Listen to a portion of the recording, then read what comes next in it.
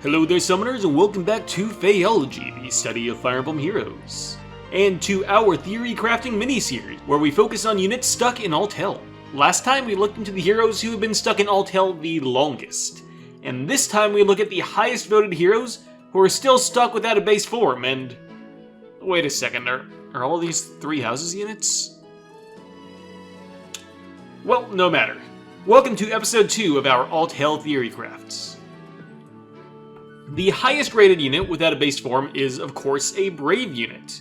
You know who I'm talking about, you know him, you love him. He's had one job that he's absolutely terrible at, it is the Gatekeeper.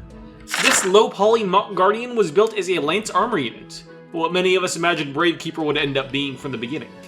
He has 29 attack, 15 speed, 41 defense, and 43 resistance, and a whopping, ardent-shattering 63 HP.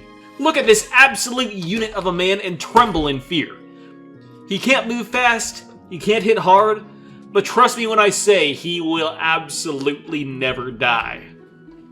His weapon is the Crescent Sickle, a weapon from Three Houses that can only be received by killing off one of the Death Knight soldiers. This weapon is very similar to its wielder. It has high durability, but also high weight, making it sturdy, yet slow. Perfect for a unit of this caliber. The weapon offers HP plus 5, increasing the Keeper's bulk, and bonus doubler on the enemy phase. In addition, if he's near an ally and a foe initiates combat, he has damage reduction based on the unit's attack stats, turning his low attack into a boon. He can also increase the damage he deals by the same percentage, giving him a chance to deal some nice damage to foes.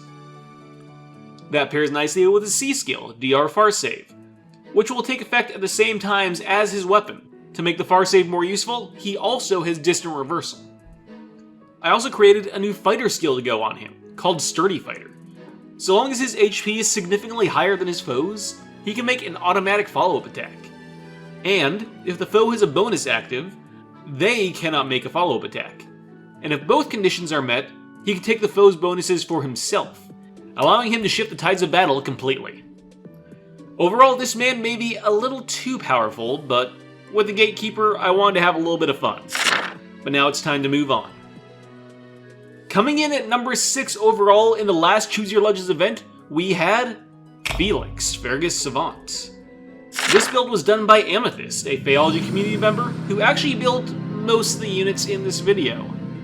Felix Hugo Freldarius is a noble from the Holy Kingdom of Fergus, and a childhood friend of Dimitri, Sylvain, and Ingrid. He was quite close to his older brother, Glenn, who was killed when Felix was 13. This hardened the young man, drawing a rift between him and his father, Rodrigue.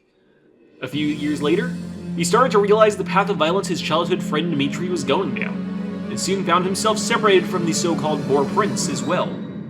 This Felix, as I imagine doesn't come as a shock, is a sword infantry unit, with 41 HP, 40 attack, 42 speed, 35 defense, and 24 resistance. His weapon is the legendary Sword of Zoltan, which is built around him being a solo unit. If he isn't adjacent to any allies, he gets a Spectrum plus 5. If there are 2 or fewer allies within 2 spaces, he neutralizes effects that speed up the enemy's special or slows down his. If there are absolutely no allies within 2 spaces of him, Felix will also deal and restore an extra 7 damage when his special triggers.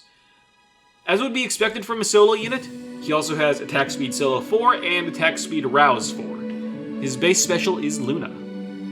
Felix also comes with a new damage reduction B skill called Block, which not only grants him the basic dodge effect, but also, if his HP is greater than or equal to 90% at the start of combat, he also slows down his foe's special. Honestly, Felix's general style isn't a surprise for anyone who knows what he's like, but he definitely fills that role quite well. Our next unit, coming in at number 19, is Sylvain, once again built by Amethyst. This charming knight is another noble from the Holy Kingdom of Fergus, and grew up in the same friend group as Felix. While he had a crest, unlike his older brother, he felt that any romantic relationships he would have would be shallow and insincere, due to how many people wanted him for his crest alone. Sylvain decided to fight back by becoming a shallow skirt chaser, with very few attempts at real romance. He has 40 HP, 42 attack, 40 speed, 32 defense, and 18 resistance. His lance's description is short, yet powerful, granting him a speed bonus, and if either Sylvain or his foe is over 3/4 health, He gets a buff to attack and speed, a blade effect, and if his attack is greater than the foe's, an extra 15% of his attack stat would be added to the damage dealt. His special is Draconic Aura, and he also comes with Flow Guard and Attack Speed Catch 4. Sylvain also introduces to the game Joint Home Cavalry, an evolution of the Home Cavalry skill that's been in the game since day one. It merges that skill line with a newer set of joint skills to increase the range of our existing emblem skills. Would this lead to a revitalization of emblem teams like we had back in the day? I have no idea. The meta is a confusing and scary place for me, but it's a cool concept. Finally, a unit not by Amethyst, but instead by FEHology scripter YlgrTheCrab, building her second best boy. Coming in at number 21, we have Ashe, Chivalrous Knight. Ashe Duran is a young boy from the Holy Kingdom of Fergus in Fire Emblem Three Houses who grew up on the streets as a thief, caring for himself and his two younger siblings. Despite his thievery, Ashe held a deep love for stories of chivalry and nobility, and he wished to become a knight. He got that chance when he was taken in by a kindly noble by the name of Lord Lenato, who would help foster his ideals and dreams. YlgrTheCrab thought it best to put Ashe into the Sniper class set, granting him 45 HP, 41 attack, 43 speed, 20 defense, and 19 resistance. His weapon, the Magic Bow, is actually inheritable to all bow units. It accelerates his special trigger and grants a bonus to his attack and speed, alongside an additional damage bonus based on his foe's defenses. As a fast bow unit in 2022, he naturally needs to come with Deadeye, alongside attack speed unity and special spiral to go all in on that fast special wielding bow unit. He also introduces a new C skill into the game, Disarm Structure, which seems to be in the same family as Disarm Trap, and being fodder for ARO teams. He turns off all structures that are in cardinal directions of him, making this skill a massive help for any Aether Raid squad. This skill is a reference to his personal skill in Three Houses, an ability that allows him to lockpick, an ability normally reserved for thief classes, no matter what class line he followed. The skill is only inheritable to other bow units.